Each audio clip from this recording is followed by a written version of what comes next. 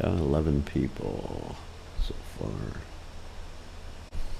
Okay, just check to make sure we're online.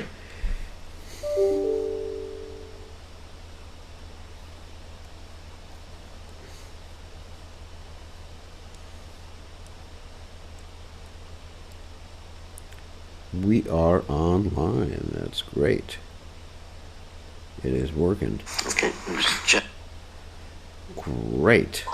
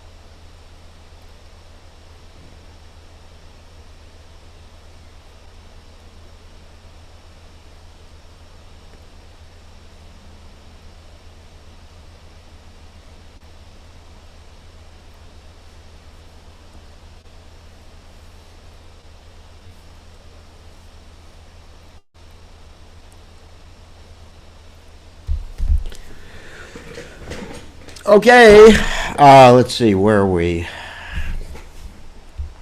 We're ready to go. Oh, let me just send a notice out so everybody knows we're online.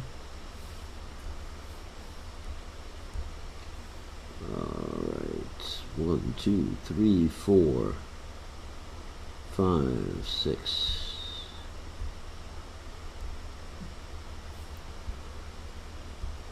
All right, notice.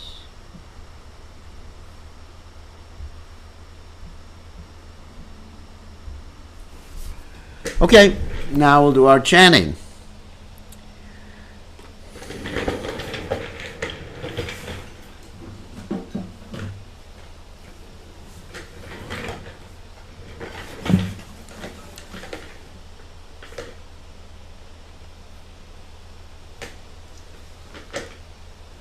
Hold on a second. There's dirt on my floor I have to clean.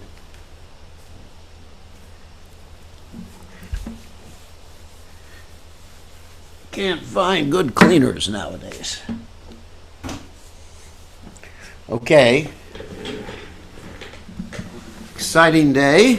Today we had a very, very exciting day. There's never a dull moment in Krishna consciousness.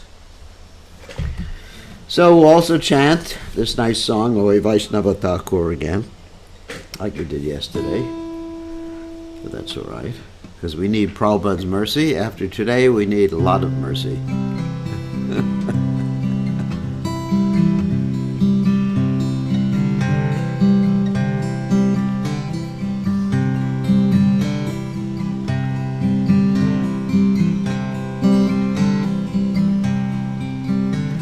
Oi Vaishnava Thakur, Oi Arasagare,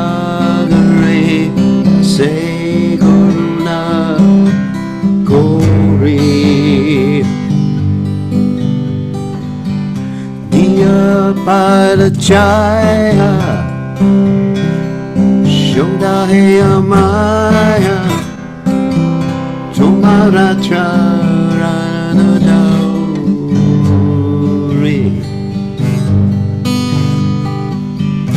Jaya Begadami, Jaya Tosha Shuri, Jaya Gunana Se,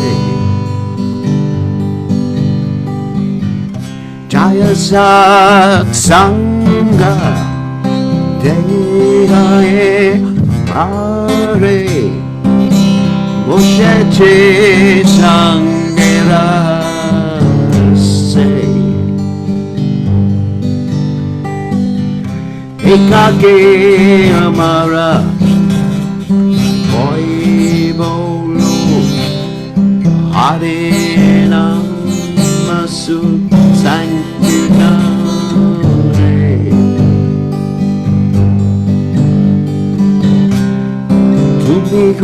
Kori Shakya Bindu Deha Deha Krishna Namanare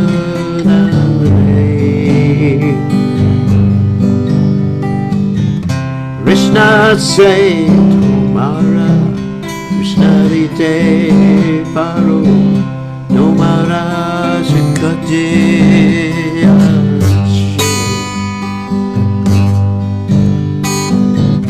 Ame Totangala Krishna Krishna Mode Dahe Namapache Pache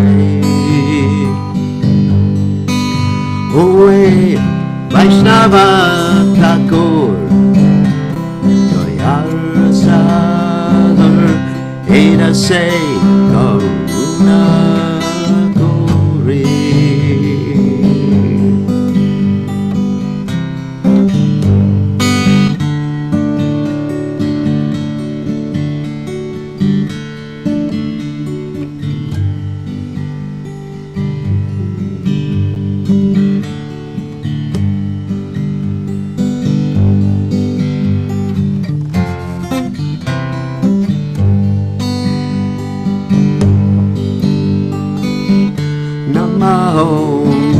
Vishnu Pujaya Krishna Prasthaya Putale Srimate Bhakti Vedanta Saminiti Namine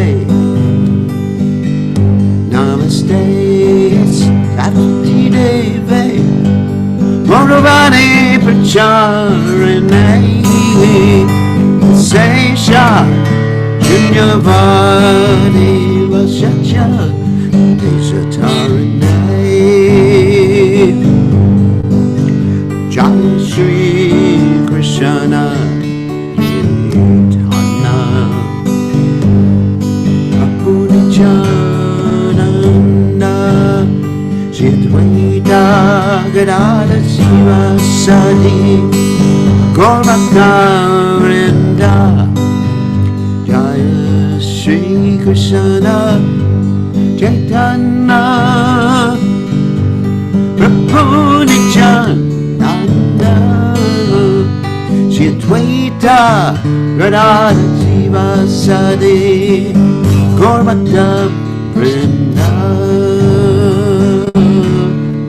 Hare Krishna Hare Krishna Krishna Krishna Hare Hare Hare Rama Hare Rama Rama Rama Hare Hare Hare Krishna Hare Krishna Krishna Krishna Hare Hare Hare Rama Hare Rama Rama Rama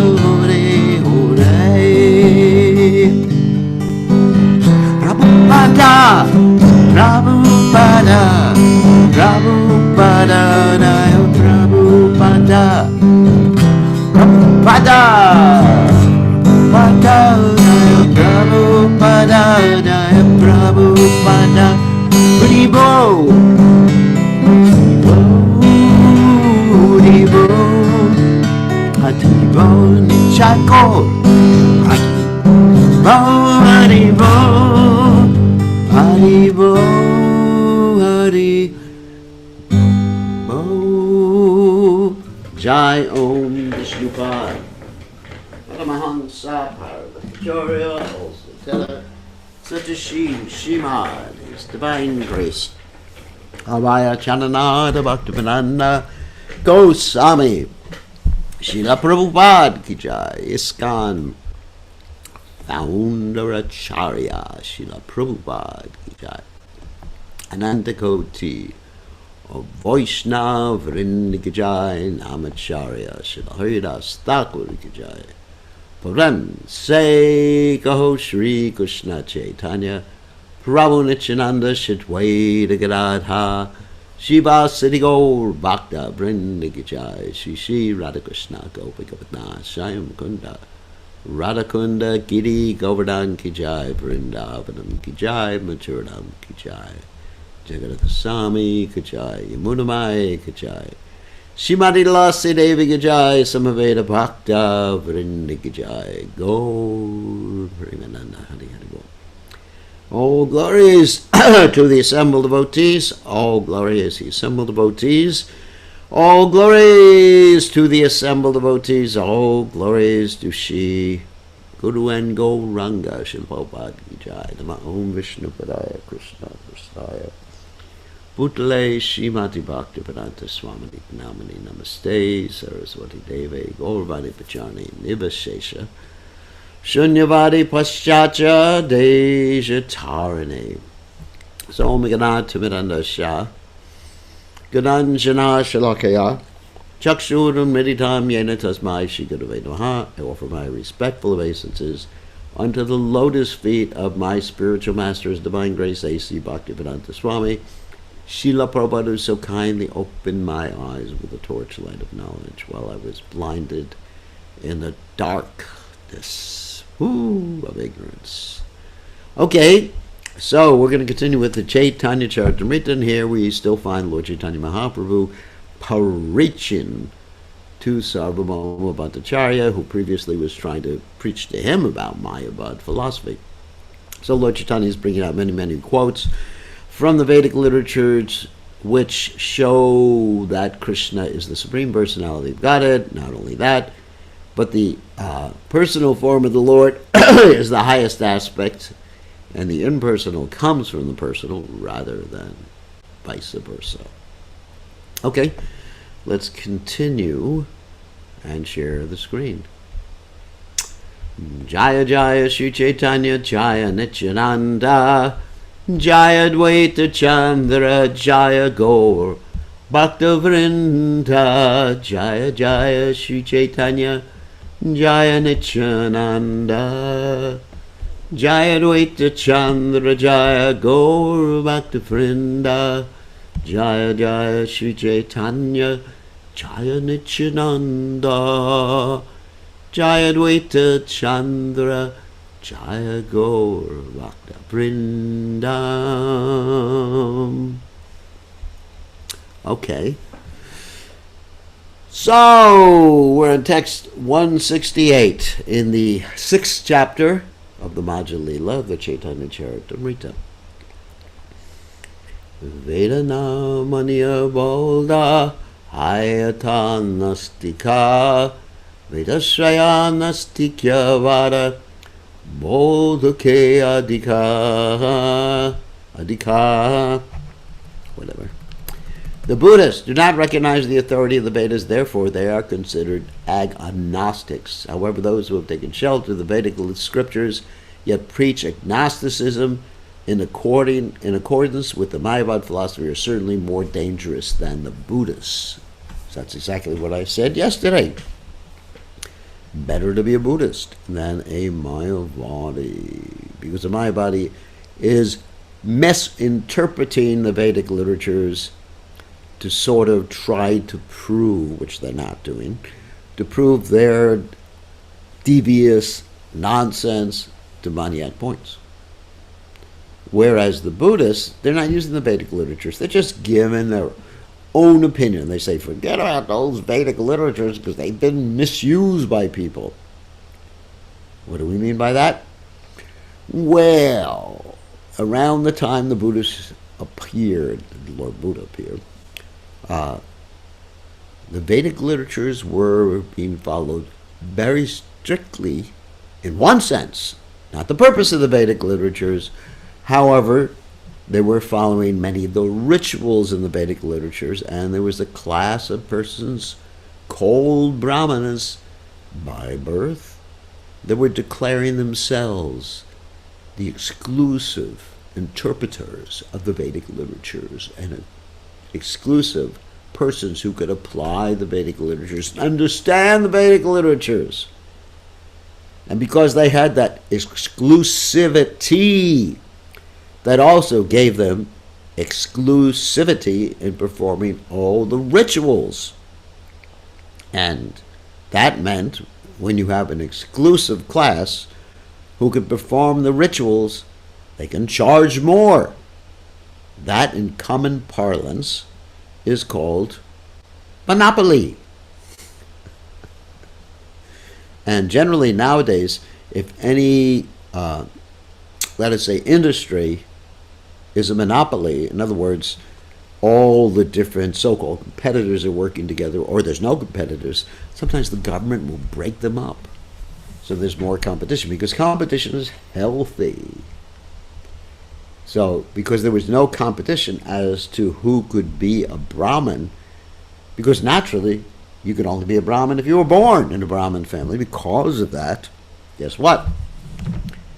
There was a lack of supply of Brahmins, and they could charge any damn price they wanted for a birth ceremony, a death ceremony, a marriage ceremony, a name-giving ceremony. You couldn't do anything without a Brahmin. And they charged a lot. That's one problem. Another problem is that they were taking different parts of the Vedas out of context to justify eating meat and killing animals in sacrifice. Just like they were doing in Jerusalem when Jesus Christ came into the temple and overturned the tables of the money changers and the lamb sellers. Shoot. So you see, they were justifying their sense gratification using Vedic literatures. So it was important to take them away from the Vedas because people were fried to a max with these brahmanas. And so the Buddhists say, you don't have to follow the Vedas. And then people will say, wow, isn't that great? These fat Brahmin belly, brahmanas. We don't have to serve them anymore. The hell with them. And so Buddhism became very prominent, also because of the Emperor Ashoka. I mean, there's a whole history how Buddhism became prominent all over India, which was necessary just to save the poor animals and give people some freedom from exploitation from those brahmanas. And in addition, the Buddhists weren't the only ones who were rebelling against the brahmanas. There were also people went to the forests, just like headed out of the city. And there were also the Jains. The Jain religion started at that particular point. And the Jain religion was also based on nonviolence. It's interesting, both the Buddhist religion and the Jain religion in the beginning was ahimsa paramo dharma. That means nonviolence is the supreme dharma. That's what Prabhupada taught us as far as the Buddhist religion. And that's good.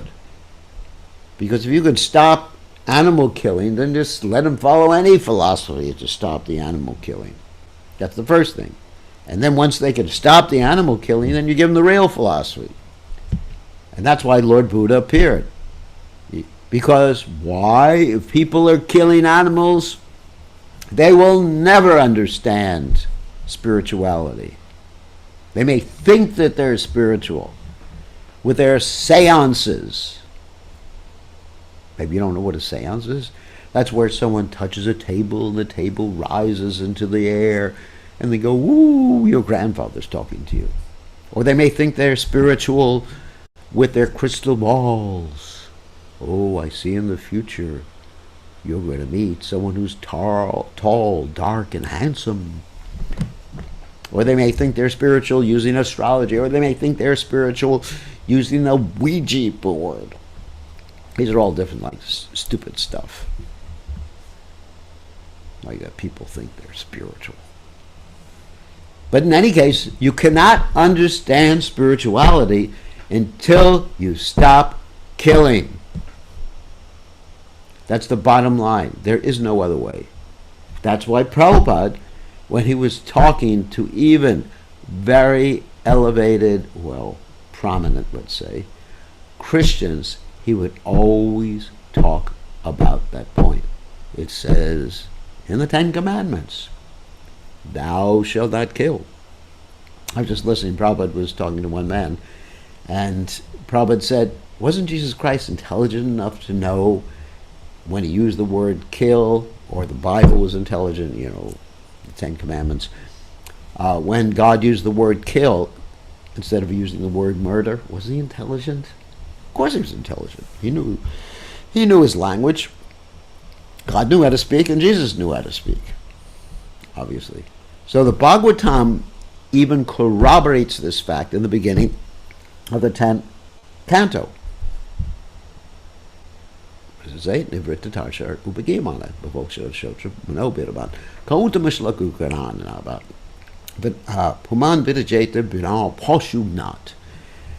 that basically the pastimes philosophy, everything pertaining to the Lord, will be attractive to people. They'll understand in their little tiny brains, except for those who are pashubnat, killers of animals.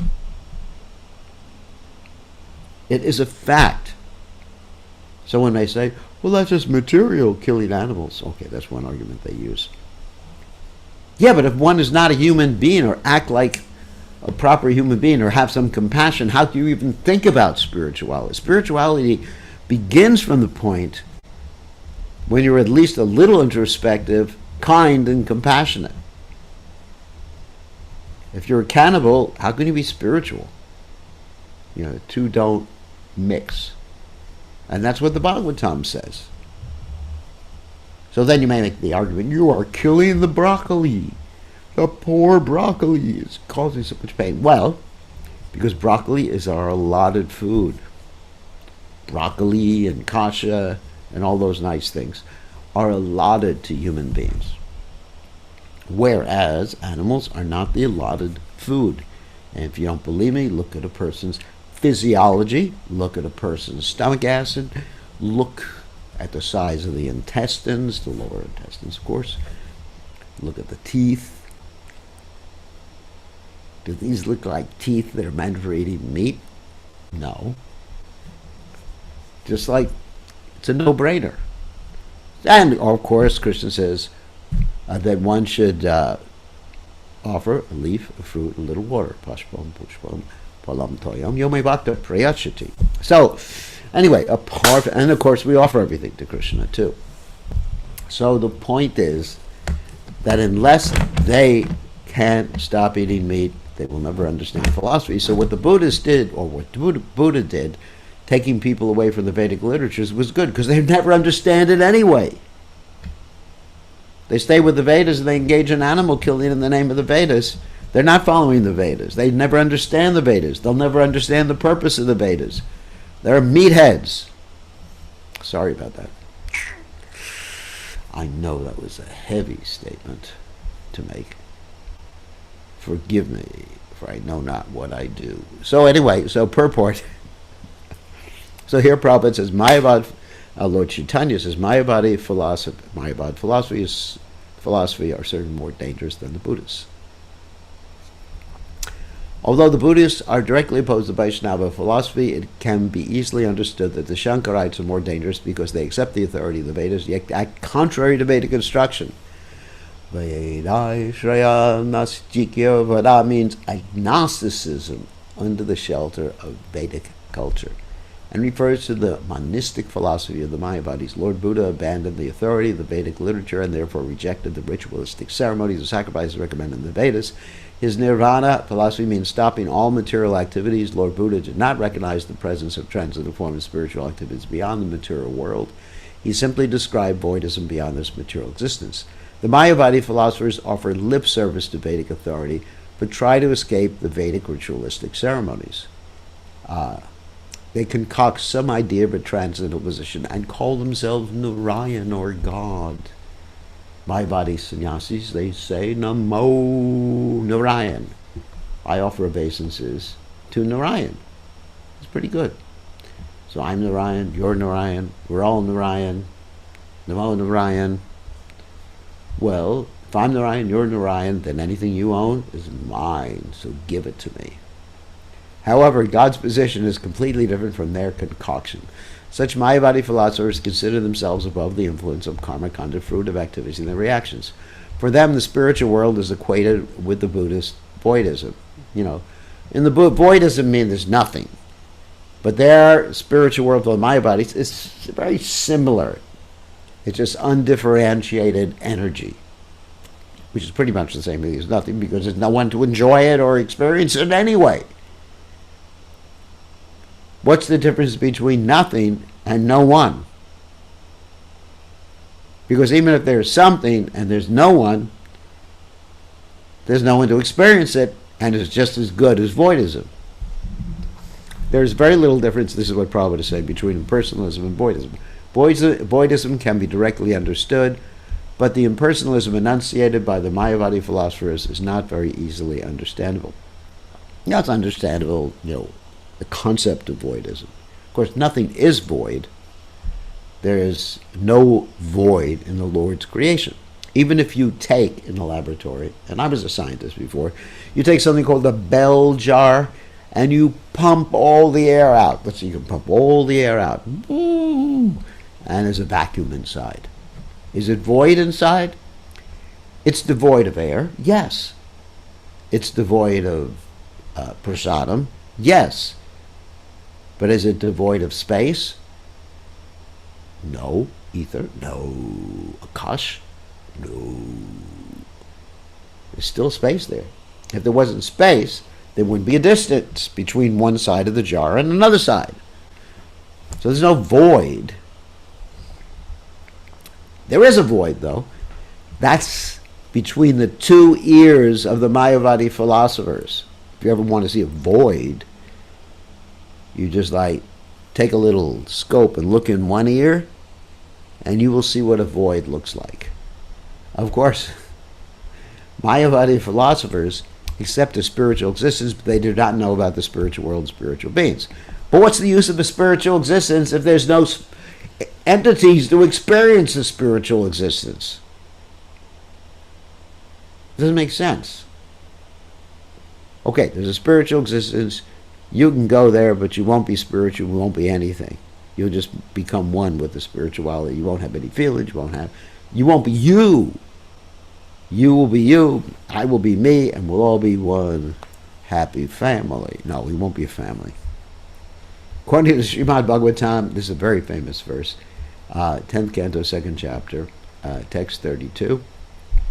Ye nye ramanjaksha vimuktamaninas tvayasta bhavada vashuddha buddhya auriya krishena parampada patanchado nadrata yusmadangreha. The intelligence of the Mayavadis is not purified, therefore, even though they practice austerities for self-realization, they cannot remain within the personal Brahma Jyoti. Consequently, they fall down again into this material world. And that's proof that the impersonal Brahma Jyoti is not impersonal. Because if it was impersonal, there'd be nothing to fall down again. But it's like little fireflies, billions and trillions and quadrillions of fireflies, and you think it's one light. Just like we have light bulbs. Nowadays we have LED light bulbs. Light emitting diodes. That's what LED stands for. You can use that with your friends and impress them. Instead of saying LED, say, bring me a light emitting diode bulb. And they will not know what you're talking about, and they will think that you're very intelligent when you explain it to them. Anyway, so just like you may have a light bulb that has LEDs, and they have many of these little LEDs. Some light bulbs have 4, 5, 8, 10, or even more LEDs in them. Little tiny diodes. Diode means two terminals, positive and negative, okay? That's easy to understand. And depending upon what's inside, makes a certain color. So anyway, if you got a whole bunch of them together, but you look at a light bulb, it is just like one light. Unless you look at it really, really close, it'll just look like one bulb because the outside is frosted. I know, I got some here. Yeah, I'll show you some right here, see? These are different LED lights. You see them? And they're frosted. So it looks like there's many of these LEDs inside each one. And guess what? They appear as one. So that's the Brahma Jyoti. There's many of these little Twinkle, twinkle, little jiva, how I wonder what you are. And because these little tiny jivas, they're twinkling, but they have no consciousness, after a while, somehow or other, they just like drop out. Like fireflies drop out. And they come back to the material world. They fall down from the spiritual realm.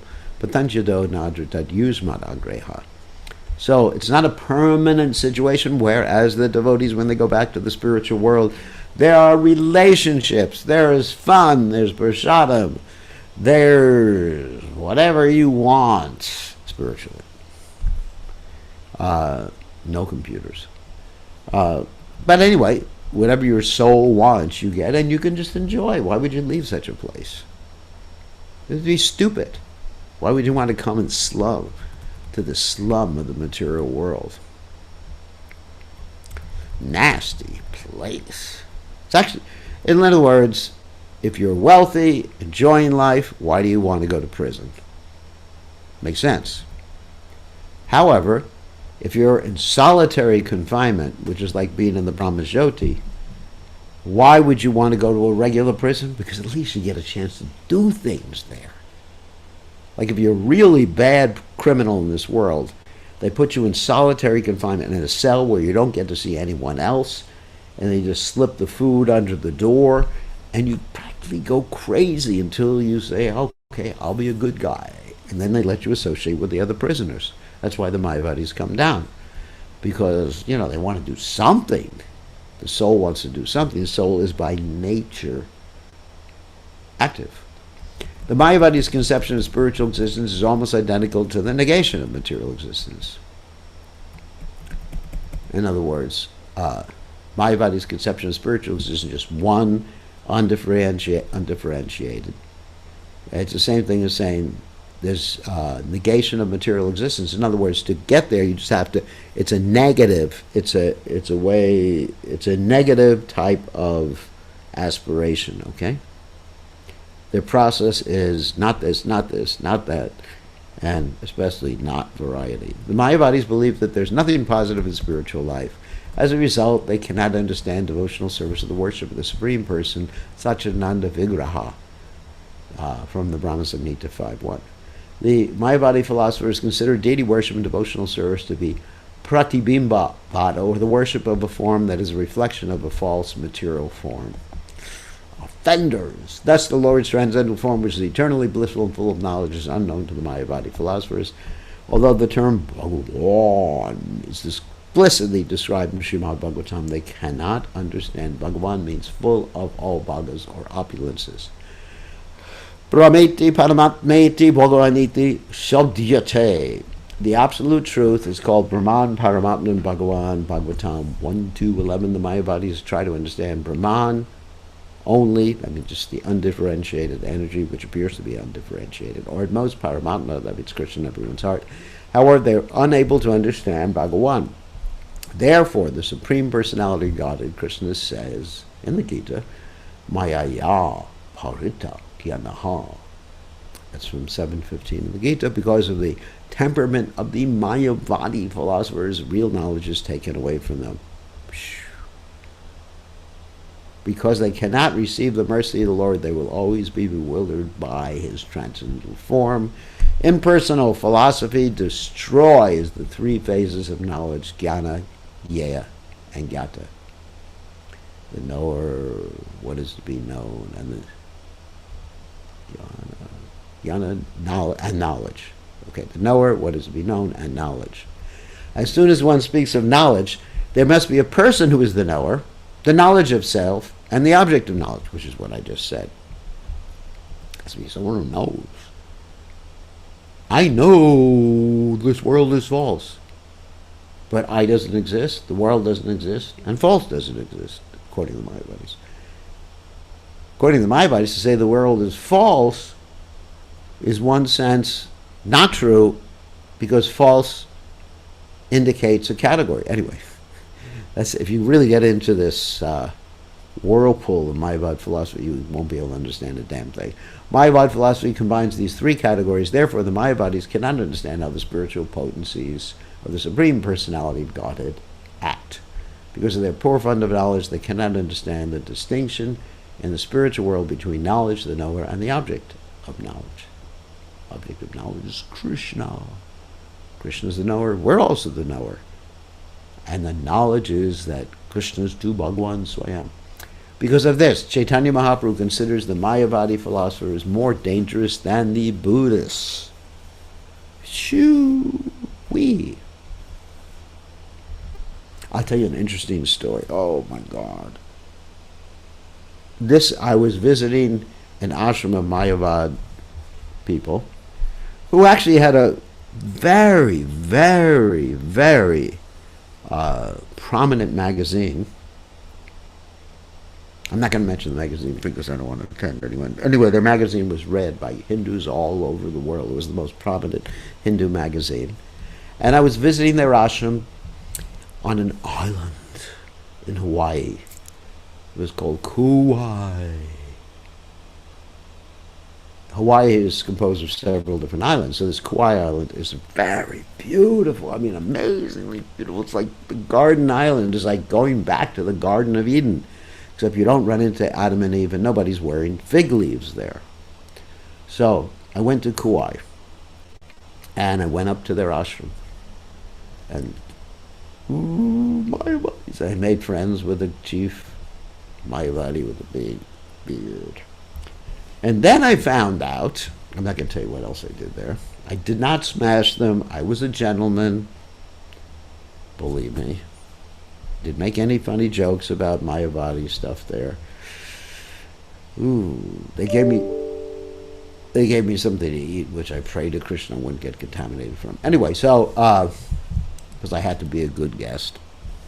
So then I went to the village, and they were saying, the villagers, who were not Hindus or impersonalists or whatever, they said, we have a lot of problems with these Mayavadis. I said, what's the problem with these Mayavadis? They appear to be really cool, you know, the beards, and they look real spiritual, and they're wearing these robes. What's the problem, guys? They said, well, you don't know, Maharaj. Of course, I'm making up. They didn't call me Maharaj. You don't know that during the weekends, they come down and they get drunk. I said, these Mayavadis get drunk? And they said, yes, just like the Bhagavatam says, Rurika Chena Parampadam. Of course, they didn't say that. That would have been something had they said that. Anyway, so they were getting regularly drunk. So, anyway, I guess you can get detached from this material world if you get drunk somehow or other. So these are the Mayavadis who were in charge of the largest or the most prominent group of Mayavadis that published the Mayavadi magazine that went worldwide. And they really didn't like Vaishnavas too much. But they liked me because I was kind, Aham Brahmasmi. So, Jivera Nishtara Lagi Sutra Kaila Vyasa Mayavadi Vasha Shunule Haya Sarvanasha. Interesting story. Srila Vyasadeva presented the Vedanta philosophy for the deliverance of conditioned souls, but if one hears the commentary of Shankaracharya, everything is spoiled. So Shankaracharya, he is an incarnation of Lord Shiva, but he had a specific mission, bring people back to the Vedic literatures, but no meat eating. So it's interesting. Bring them back with sort of like a covered Buddhism, but no meat eaten. Because if people eat meat, they'll never understand Mayavad philosophy, and they won't understand Vaishnava philosophy. All they'll understand is their gross desires, animalistic desires. Like tigers. I probably was in Russia, and the Russian people were saying, we like meat because it makes us strong like tigers. And Prabhupada said, you become tigers. So what's the use of being a tiger? You can be a Bengali tiger. That might be kind of nice, because then you'd be in the Holy Land. Not a bad idea. So factually, the devotional service of the Lord is described in the Vedanta Sutra, but the Mayavad philosophers, the Shankarites, prepared a commentary known as the Caritamrta Bhashya, in which the transcendental form of the Lord is denied. God has no body, he has no personality, he ain't nothing. You just worship God to get to the right realization, and then you chuck him out the door.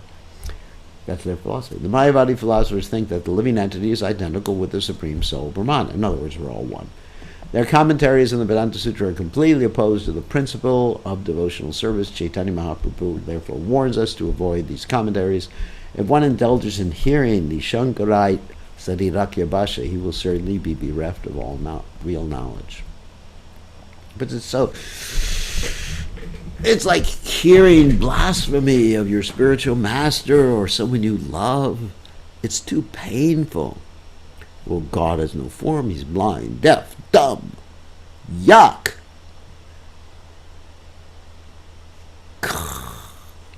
The ambitious, better you're just a materialist than a Mayavadi. The ambitious Mayavadi philosophers desire to merge into the existence of the Lord, and this may be accepted as Sayuja Mukti, that means merging, the liberation of merging into God's existence, but they don't actually do it. However, this form of mukti means denying one's spirit individual existence. In other words, it is a kind of spiritual suicide, because they are suffering so much. You know, another reason people take this is because this world is so much suffering, so you think all variety, all personality, all relationships are suffering.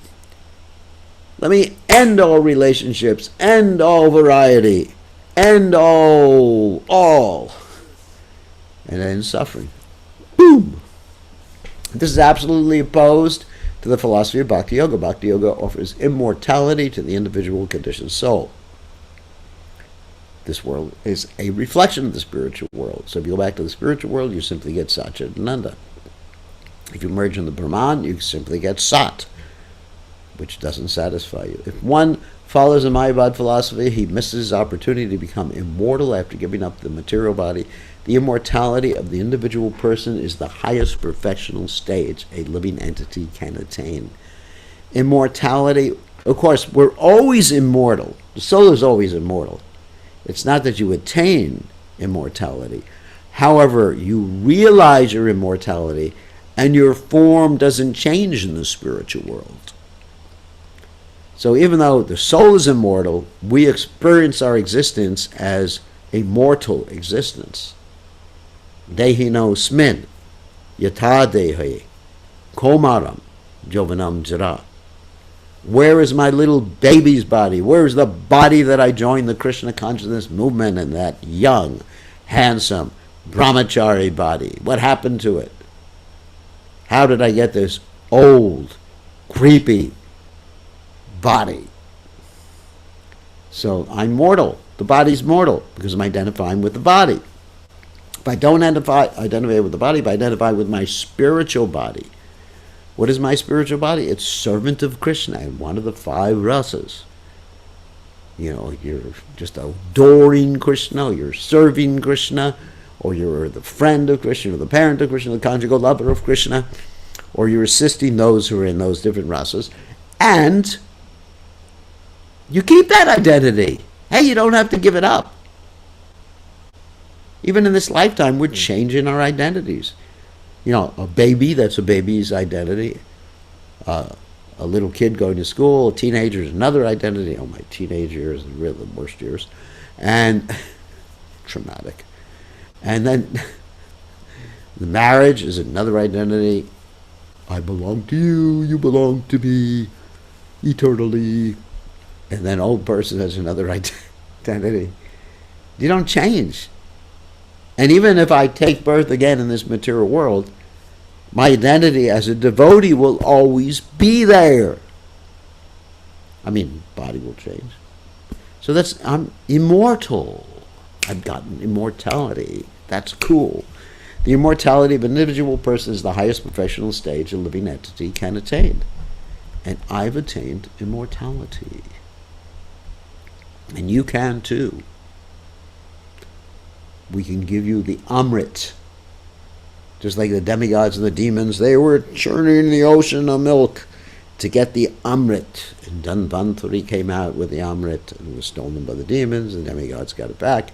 So we can get the spiritual Amrit, nectar, that can give us immortality. And that Amrit is Hare Krishna, Krishna Krishna, Hare Hare. Hare Rama, Rama Rama, Hare Hare. There ain't no other way. So here's another description. This is interesting. Harinama Vada Vyasa Sutrera Samata Achinta Shakti Ishvara Jagad Rupe Parinata. The Vedanta Sutra aims at establishing that the cosmic manifestations come into being by the transformation of the individual inconceivable potency of the Supreme Personality of Godhead. So this is interesting. Prabhupada says, for a further explanation of Parinama Vata, refer to Adi Lila, 7th chapter, verses 121 to 133. So Parinama means transformation. The Mayavadis say that Brahman, I'll explain about the demigods in a second. The Mayavadis say that the Brahman was transformed. That's their Parinamavada. But we have Shakti Parinamavada. They have Brahman Parinamavada. Brahman is never transformed. Certain energies of the Lord, such as this cosmic manifestation, are transformed in different ways. They're a transformation of the inconceivable potency of the Lord, and they're also transformed in and of themselves because they're perfect and complete wholes, because they're a phenomenal world as described in the Ishopanishad. The demigods were after the Amrit on the bodily conception. Yes, the Amrit that demigods had gave them a very, very long life that it seemed like eternity, but it wasn't eternity. It wasn't the Amrit that I'm talking about. That was a material Amrit. Sometimes the demigods are called Amara, which means they don't die. Actually, they do, but it's such a long time that it appears that they don't die. It's been so long that it appears like it's forever. So mani yaiche avakate pasabe hemabhara jagarupa haya ishvara tabu avikara. The touchstone, after touching iron, produces volumes of gold without being changed. Similarly, the Supreme Personality of Godhead manifests himself as the cosmic manifestation by his inconceivable potency, yet he remains unchanged in his eternal transcendental form. That's the Upanishad again. Om Purnam Ada Purnamidam. The Supreme Lord is perfectly complete, so many complete and perfect units. And they remain, and he remains perfectly complete. You take $1 off out of the Supreme Personality of God's bank account, and the dollar remains. It's not like the material world. According to the commentary of Srila Bhaktisiddhanta Saraswati Thakur, the purpose of the Janma Jasya aphorism in the Vedanta Sutra, that means the absolute truth is that from which everything comes, is to establish that the cosmic manifestation is the result of the transformation of the potencies of the Supreme Personality of Godhead. Not the transformation of God, but the transformation of the potencies. And in the Bible you see the same thing. What does the Bible do? God says, let there be light. And there's light. He doesn't have to cut off his hand to have light. He just says, hey, there be light. Let there be this, let there be that. Okay, Sai Krishna. Up the comma. He doesn't have to do anything. I mean, if I do something, I have to lose either some energy or some money, or whatever. The Supreme Lord is the master of innumerable eternal energies, which are unlimited. Sometimes these energies are manifest, and sometimes they're not. Very easy to understand. In any case, all his energies are under his control. Therefore, he is the original energetic, the abode of all energies. And energetic means the person who manifests the energies. A common brain in the conditioned state cannot conceive of how these inconceivable energies abide in the Supreme Personality of Godhead. How he exists in his innumerable forms is the master of both the spiritual and material energies, and how he is the master of both manifest and potential powers. Wow, that's a nice word. And how contradictory potencies can abide in him. In other words, illusion abides in him, and enlightenment. As long as the living entity is within the material world and condition of illusion, he cannot understand the activities of the inconceivable energies of the Lord. Thus, the Lord's energies, though factual, are simply beyond the power of the common brainy to understand. When the atheistic philosophers or the Mayavadis, being unable to understand the inconceivable energies of the Supreme Personality of Godhead, imagine an impersonal void, that means nothing, their imagination is only the counterpart of materialistic thinking. In other words, they're just negating materialistic thinking, like Prabhupada talked about before. Within the material world, there's nothing inconceivable. High-thinking philosophers and scientists can tackle the material energy, but not being able to understand the spiritual energy, they can simply imagine an inactive state, such as the impersonal Brahman. This is simply the negative side of material life. By such imperfect knowledge, the Mayavad philosophers conclude that the cosmic manifestation is a transformation of the Supreme. Nonsense. Thus, they must necessarily also accept the theory of the illusion of the Supreme. That's another fancy word, Vivartavada. It means the illusion, path of illusion. However, if we accept the inconceivable potency of the Lord, we can understand how the Supreme Personality of Godhead can appear within this material world without being touched or contaminated by the three modes of material nature. Let's see how long this goes for. See if we have time to finish it. We do. From the Shastras, we learn that there's a stone or jewel called touchstone that can transform iron into gold. Although touchstone turns iron into gold many times, remains in original condition. It's the same thing Prabhupada said before. Such a material stone can maintain its inconceivable energy after producing volumes of gold. Certainly, the Supreme Personality of Godhead can remain in its original Satchidananda form after creating the cosmic world. As confirmed in the Bhagavad Gita 9:10, he acts only through his different energies, Maya Jakshina Prakriti. It's Krishna's energy. Krishna directs the material energy, and that potency works in this material world. He just says, do it, buddy, and it works. This is also confirmed in the Brahma Samhita 5:44. Shrishti Sthiti Pralaya Sadhana Shakti Rekha Chayaiva Yasha Bhuvanani Bibharti Durga Ischanu Rupamapi Yasha Chacheshtate Sa Govinda Madi Purisham Tamaham Bhajami. This Durga Shakti material energy acts under the direction of the Supreme Personality of Godhead. Krishna and the universal creation, maintenance, and destruction are being carried out by the Durga Shakti. That means the difficult Shakti. Krishna's direction is in the background. He's always on vacation. He doesn't have to bother with the prison house.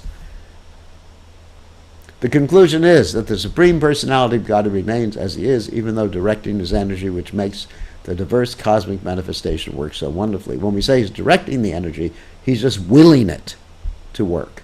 It's not that he has to sit back on his computer and say, well, let's create this Earth planet, put a little bit of oxygen, hydrogen, nitrogen, carbon, of course, for the living entities. Let's start with those DNA particles right now. That was fun last time we did the creation. No, he just wishes it to happen, and his instrumental Shaktis do everything else. That's pretty cool. He is independent. All right, so he went up to 171 is the last one. Okay, that was good. Okay, so let us take some questions really quickly. Tonight is Saturday night. Whoops, I don't want to do that. Let's see. Unmute you all. Okay, who has a philosophical question? Nobody.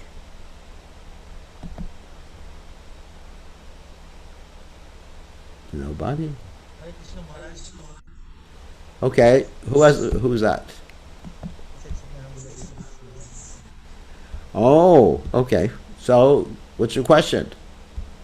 Yeah, here it's mentioned that Durga Devi is also Peter and maintenance and also destroyer.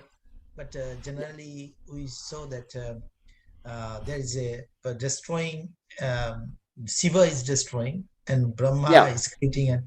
But here it's mentioned the Durga Devi, by the power of Krishna, she can do like this. For that reason, it's mentioned here, or she's only taking care of the material world. She supervises it all. Supervising. She's the supervising. she's also very powerful. She doesn't have to do all the destruction. She just supervises. She says to Lord Brahma, take care of this. Like in a company, you have many different offices in a company, and they work together. You understand? Yeah, So you can say that Lord Shiva destroys or Durga destroys, but they work together. This it's cooperative effort. exactly. I got now. Yeah, it's a cooperative effort. Just work together. But Durga, she's the personification of the material energy. She's actually in the spiritual world, Jugamaya. She's the Yeah. in Yeah. material world is a this Mahamaya. external energy. Mahamaya. External Yeah. Mahamaya. Yeah. Thank you. Yeah. The material world, Mahamaya, and the spiritual world, Yogamaya. And the original source of all the Lord's internal potencies is the Adi Shakti, Srimati Radharani. So Yogamaya actually is an expansion of Srimati Radharani. She's the Shakti. But the Adi Shakti is Srimati Radharani. And we take shelter of Srimati Radharani. And therefore, Yogamaya helps us and Mahamaya helps us. Because Mahamaya is Vaishnavi. So when we are in devotional service, means we are under jurisdiction of Jugamaya or Muhammad. When we are involved We'll probably have like both, one foot in each world until we're pure devotees. Depends. Sometimes devotees are in Mahamaya, and sometimes they're halfway in Yogamaya, and sometimes they're fully in Yogamaya. Anyway, it would be rather presumptuous for me to say that because I'm a member of the Krishna consciousness movement, I'm always in Yogamaya. I've known a lot of devotees that are in Mahamaya. Yeah, sometimes in the mood, our mood is changing. The mood is changing. Sometimes the mood of ignorance, sometimes the mood of goodness. That's right. And sometimes we're transcendental. So Yeah. it's a moment by moment thing. It's not that, I joined the Hare Krishna movement, therefore everything is Yogamaya. I joined the Hare Krishna movement, in some moments I'm a little Krishna conscious, other moments I'm completely in Maya and overeating. Ekadashi day. Thank you, Maharaj. All right, thank you, Amrita. You're welcome. Tomorrow's the Mahadwadasi here. Is it Mahadwadasi in New Orleans also tomorrow, or is it Ekadasi today there? I can't hear you. Can't hear Today you. we are observing Ekadashi, Parama Ekadashi, and tomorrow we'll do the breakfast. Well, here tomorrow is Mahadwadasi. Yeah, tomorrow you are observing tomorrow. Yeah, we're observing tomorrow because it's Mahadwadasi tomorrow. Mahadwadasi, yeah. But we are here in our calendar. We see that today is like. Yeah, you have a different calendar than we have. Yeah, a little difference. Yeah, tomorrow is Mahadwadasi, so we observe the Ekadasi fast on the Mahadwadasi. All right, so who else has a question? Hare Krishna Gurudev, Dandavat Pranam. Okay, so yeah. So in other religions, is there a conception of like a personal form of God? Because we see mostly it's all impersonal, right? Other than in Sanatana Dharma, you see other religions, they're all major religion based on impersonal stuff, right? So they are very close to Mayavadis, right? Well, yes and no. There's different varieties. There's different varieties of interpretations of each and every religion. So it's not that every religion, you can't really like paint everything with the same broad brushstroke. There are people who follow the Christian religion who have a personal relationship with God, and there are people who follow the Christian religion who have an impersonal relationship with God.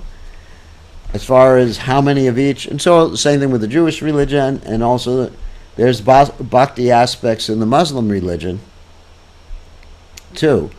So it's difficult to just classify each and every religion as impersonal or personal, because each individual in the religion has a different understanding or interpretation. In general, the Buddhist religion is nihilistic. Or what people follow as the Buddhist religion is nihilistic. Not impersonal, it's voidist. In general, like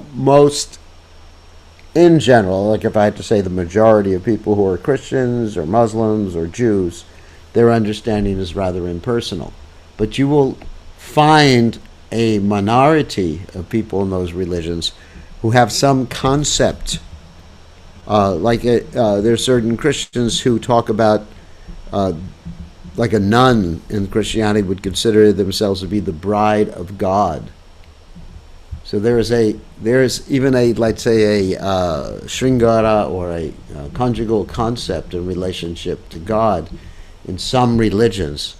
So when you talk about religion, let's say it's a Christian religion, there's probably thousands, if not tens of thousands, of different interpretations or branches of the Christian religion. Muslim religion is the same thing. You got everything from the Sufis, the Sunnis, the Shiites, and all these different varieties in between. And and then of course the Jewish religion, which is who knows even what they believe in. You have the conservative, you have the Orthodox, you have the Reform. The Reform ones basically don't even believe in God. The Orthodox, they believe in God, but it's generally impersonal. And then you have the Hasidim, who have another concept of the supreme absolute truth. So I can't give a generalization. I shouldn't give a generalization. But generally, I can't give a generalization, but here's a generalization. Generally, we have the most complete understanding of the absolute truth in the Vedic literatures. It's not that I have the most complete understanding.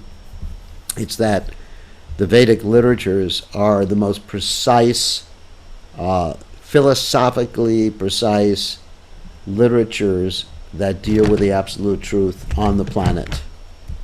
And I can say that because the Vedic literatures deal extensively with epistemology. Epistemology means basically, how do you know what you know? You don't really see that in the Bible. You don't see that in the Quran. You may see a hint of it, of epistemology, because before you can even talk about philosophy, you have to talk about epistemology. Let me define that word again. How do you know what you know? Before we can even start to talk about God, why do you believe in what you believe in? And most people, if you ask them that question, they will be stumped. They will say, I don't know, or my mother taught me, or the priest taught me, or that's how I was always taught, or it makes sense to me. But that sort of epistemological answer is bound to be faulty because, as the Vedas explain, in the first exposition of epistemology, that we have imperfect senses, tendency to cheat, tendency to be illusioned, and tendency to make mistakes. Because we have these four tendencies as conditioned souls, then any knowledge that is ascending is the first thing actually we learned when we were taught to preach Krishna consciousness. Then any knowledge which is ascending, in other words, comes from us, comes from down there to up there, must be necessarily fraught with peril or imperfect. And real knowledge or perfect knowledge must be coming from up there. And you have this famous statement in Sanskrit, dharmam tu sakshat bhagavat pranitam. That dharma, or real understanding, can only come from dharma, Bhagavan, can only come from God, the perfect person. Because I'm not a perfect person, any knowledge that I may be inventing, proposing, thinking, or deriving is going to be imperfect. But if I am presenting something that has come from, I hate to use the expression, up there, then that knowledge is perfect. That's called disciplic succession. Ibam parampara praptam imam rajashahu vidahu. That's perfect knowledge. So I do not find that sort of epistemological understanding in the literatures of the world's religions. Of course, you'll find that in some of the philosophers who deal with the world's religions, but I'm talking about the basic scriptures like the Bible, the Quran, etc., like that, Old Testament, New Testament. There's not a lot of, or any practically, dealings with the theory of knowledge. And that's really the problem. Therefore, people derive their own concepts from these literatures.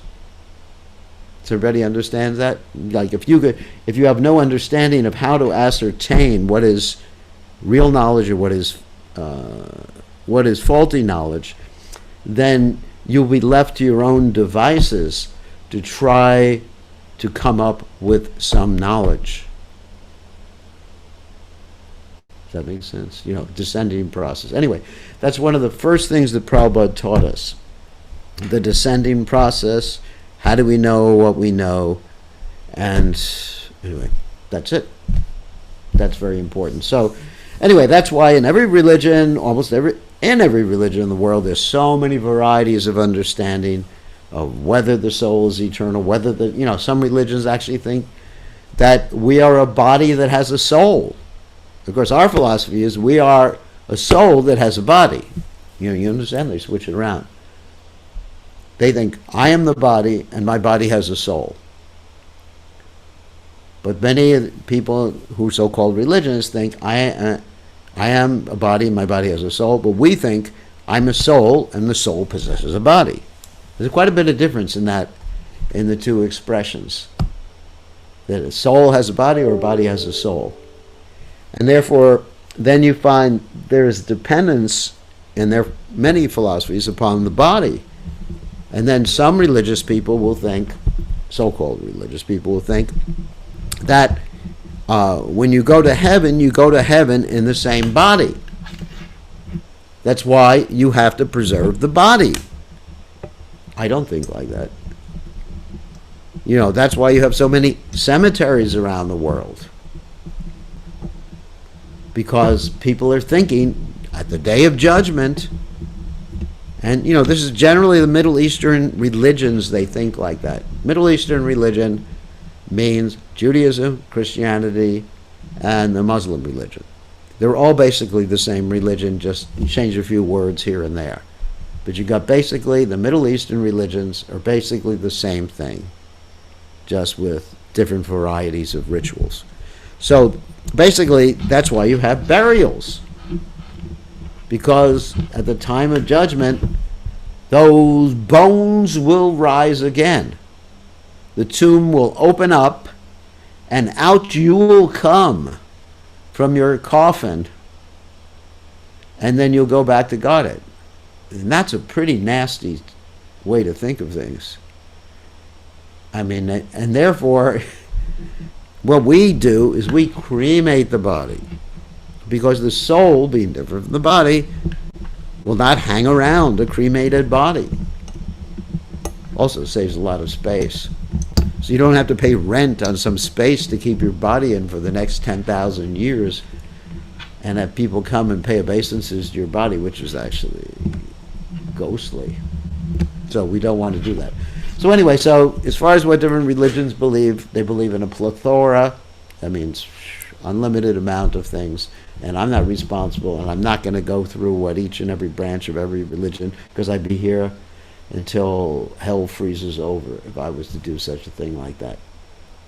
So what's the importance of Mahadwadasi as compared to Dwadasi?